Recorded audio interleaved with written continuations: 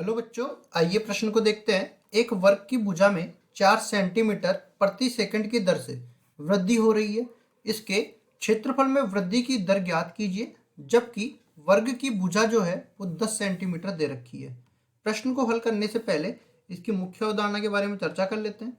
मुख्य अवधारणा तो देखिए, सबसे पहले जब भी इस तरह से परिवर्तन की दर या वृद्धि की दर या कमी की दर पूछे तो हम लोग चलते हैं अवकलज के अनुप्रयोग में।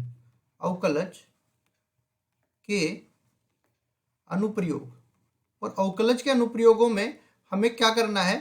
परिवर्तन की दर ज्ञात करनी है। परिवर्तन की दर तो देखिए, इसको हम लोग इस तरह से बोलते हैं, जैसे मैं dy/dx लिखूं तो इसका मतलब ये होता है कि देखो, यहां से लिख के मैं बता देता हूं। y में परिवर्तन की दर, y में परिवर्तन की दर और x के सापेक्ष मतलब कि y का अगर x के सापेक्ष अवकलन करूं तो y में परिवर्तन की दर निकाल रहा हूं मैं x के सापेक्ष। अब चलते हैं सवाल में। तो सवाल में वर्ग के बारे में बोला है, तो सबसे पहले तो हम लोग एक वर्ग बना लेते हैं। मान लो ये वर्ग होता है। वर्ग की देखो चारों भुजाएं बराबर होती है और 90 डिग्री के एंगल होते हैं, 90 डिग्री के कोण होते हैं सारे के सारे।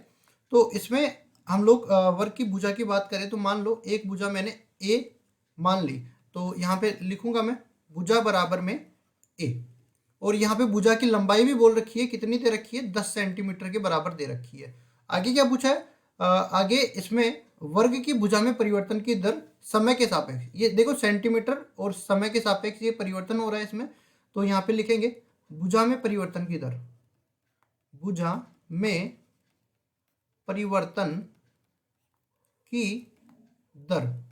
तो इसको हम लोग इस तरह से निरूपित करते हैं dA/dt, मतलब a में परिवर्तन की दर t के सापेक्ष। तो ये कितने दे रखी है? 4 सेंटीमीटर प्रति सेकंड, इससे दे रखा है। आगे हमें इसके क्षेत्रफल में परिवर्तन की दर पूछा है, तो कैसे निकालेंगे? देखो, सबसे पहले तो हम लोग जानते हैं कि वर्ग का जो क्षेत्रफल होता है, वर्ग का क्षेत्रफल, इसको हम लोग a से निरूपित कर देते हैं, बड़े वाले a से। और ये बराबर हो जाएगा, देखो भुजा का वर्ग होता है तो भुजा मैंने क्या मानी? a, तो a का वर्ग यहाँ पे बन जाएगा। अब इसमें परिवर्तन की दर ज्ञात करनी है, तो अवकलन कर देते हैं समय के सापेक्ष दोनों तरफ। तो यहाँ से देखो dA/dt, और देखो यही ज्ञात करना है हमें, तो दोनों तरफ अवकलन करके लिखते हैं पहले तो इसको dA/dt। और इधर हो जाएगा अपने पास, जब हम लोग देखो किसी एक चर के सापेक्ष, यहाँ पे हमें देखो a² दे रखा है और दूसरे चर के सापेक्ष हमें अवकलन निकालना है। तो क्या करेंगे?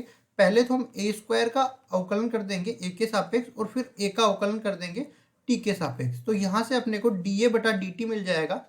ये बराबर हो जाएगा, देखो a² का a के सापेक्ष अवकलन कितना बन जाता है? 2a बन जाता है, और ये आ जाएगा dA/dt। अब देखो सवाल में हमें पहले ही दे रखा है कि a का मान 10 सेंटीमीटर है और dA/dt का मान 4 सेंटीमीटर प्रति सेकंड है।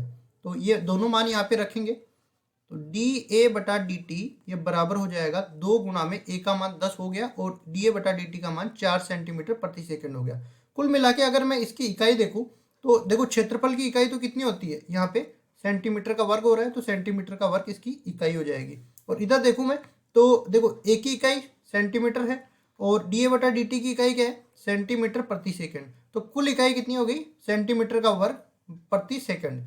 इसको आगे हल करते हैं, तो dA/dt बराबर हो जाएगा, यहाँ से देखो 4 दूनी 8, 8 को 10 से गुणा करेंगे 80, और यहाँ पे आ जाएगा सेंटीमीटर की घात 2 प्रति सेकंड।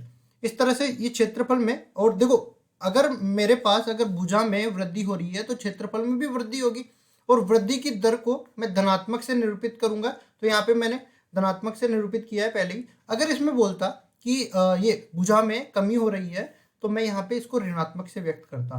तो केवल क्षेत्रफल में वृद्धि की दर पूछा था, जो कि आ गई 80 वर्ग सेंटीमीटर प्रति सेकंड के बराबर, और यही हमारा उत्तर है। आशा करता हूँ ये सवाल आपको समझ में आया होगा।